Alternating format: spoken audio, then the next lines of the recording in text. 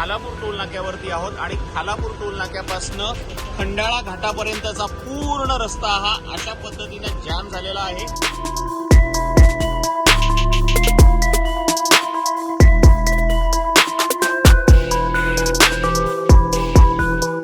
तुम्ही जर दररोज मुंबई पुणे अपडाऊन करत असाल तर आजचा बुधवारचा दिवस हा तुमच्यासाठी डोकेदुखीचा ठरणार आहे, कारण की मुंबईहून पुण्याला जाणारा Mumbai Pune express highway completely jam झालेला आहे। माझ्या मागे तुम्हाला ही सगळी ट्रॅफिक दिसते आहे। आता आम्ही खालापूर टोल नाक्यावरती आहोत आणि खालापूर टोल नाक्यापासून खंडाळा घाटापर्यंतचा पूर्ण रस्ता हा अशा पद्धतीने जाम झालेला आहे।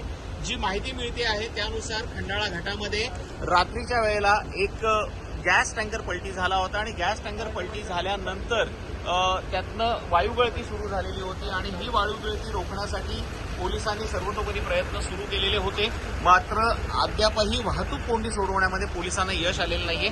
जी माहिती मिळते त्यानुसार वायुगळतीमुळे पूर्ण घाट जाम झालेला होता आणि आताच्या क्षणाला तो टँकर खंडाळा घाटातनं जरी काढला गेला असला तरीही अद्याप वाहतूक कोंडी तशीच आहे।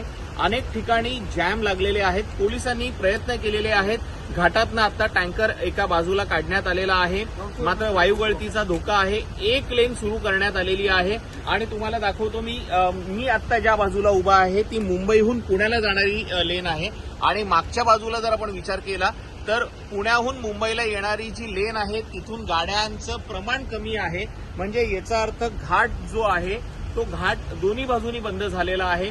मुंबईवरनं पुण्याला ज्या गाड्या जात आहेत त्या खालापूरच्या अलीकडेच म्हणजे शेडूंग फाट्याजवळच याला ट्रॅफिक जॅमला सुरुवात झालेली आहे। ही ट्रॅफिक जॅम खंडाळा घाटापर्यंत आहे।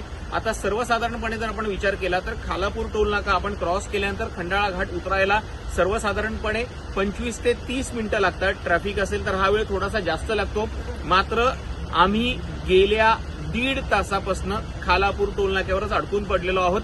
त्यामुळे तुम्हाला वाहतूक कोंडी किती असेल याचा अंदाज येईल। आणि जसं मी सांगितलं की समोरनं जी बाजू आहे ती पुण्यावरनं मुंबईकडे येणारी लेन आहे, त्या लेनलाही गाड्या दिसत नाहीयेत, म्हणजे ती लेन ही त्या बाजूनी जॅम झालेली आहे। वाहतूक कोंडी सुरळीत करण्याचे पोलिसांचे प्रयत्न सुरू आहेत। मुंबईवरनं ज्या गाड्या एक्सप्रेस हायवेच्या दिशेने येत आहेत त्या गाड्यांना रस्त्याच्या ठिकाणी एका कोपऱ्यामध्ये साईड पार्किंग करायला पोलिसांनी सुरुवात केलेली आहे, मात्र जोपर्यंत घाटातनं ही वायुगळती निघत नाही, तिथे पसरलेला वायू हा पूर्णपणे हवेत मिसळून जात नाही, धोका कमी होत नाही, तोपर्यंत ही वाहतूक कोंडी तशीच राहणार आहे। पोलिसांनी आतापर्यंत एक लेन सोडायला सुरुवात केलेली आहे, मात्र ही वाहतूक कोंडी सुरळीत कधी होईल हे आता सांगणं कठीण आहे। जो अंदाज पोलिसांकडनं वर्तवला गेलेला आहे त्यानुसार आजची ट्रॅफिक क्लिअर होण्यासाठी किमान आजचा संपूर्ण दिवस जाणार आहे। त्यामुळे तुम्ही जर मुंबईहून पुण्याला जाणार असाल किंवा पुण्यावरनं तुम्ही मुंबईला येणार असाल तर आज तुम्ही प्रवास टाळलेलाच बरा। एक्सप्रेस हायवे जाम झालेला आहे, त्यामुळे अनेक गाड्या या जुन्या हायवेवरनं जायला सुरुवात झालेली आहे, मात्र जुन्या हायवेवरनं जरी गाड्या जात असल्या तरीही त्या घाटामध्ये त्यांची वाहतूक कोंडी होणारच आहे। त्यामुळे पुन्हा एकदा सांगतो की तुमच्यासाठी आजचा दिवस मुंबई पुणे प्रवास करणाऱ्यांसाठी हा दिवस मनस्तापाचा ठरणार आहे। तुषार शेटे, सिविक मिरर, पुणे।